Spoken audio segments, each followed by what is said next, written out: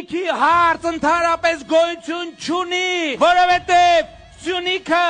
եղել է կա ու կլինի Հայաստանի Հանրապետության անկախ ինքնիշխան Հայաստանի Հանրապետության անբաժանելի մաս։ Ծանոթ արտահայտություն է, չէ՞։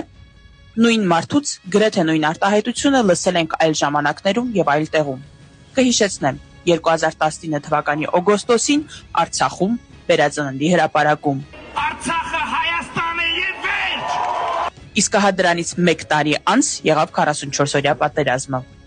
Հանձնվեց Արցախի տարածքի մեծ մասը, այդ թվում Շուշին։ Շուշին հանձնելուց հետո Նիկոլ Փաշինյանը հայտարարեց, որ Շուշին դժգույն եւ դժբախտ մի քաղաք էր։ Այս խոսքերից հետո 5 տարվա ընթացքում մենք կորցրեցինք մեր հայրենիքից 10,000 քառակուսի կիլոմետրից ավել տարածք։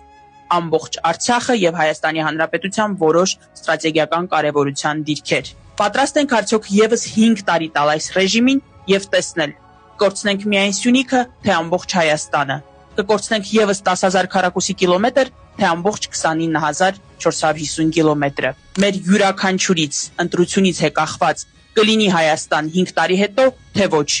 Ունենանք մենք եւս մեկ ընտրության հնարավորություն, թե ոչ։ Իդեպ, ընտրության չգնալը նույնպես ընտրություն է հօգուտ այն ամենի, ինչ եղել է 5 տարի։ Հօգուտ այդ ամենի շարունակության։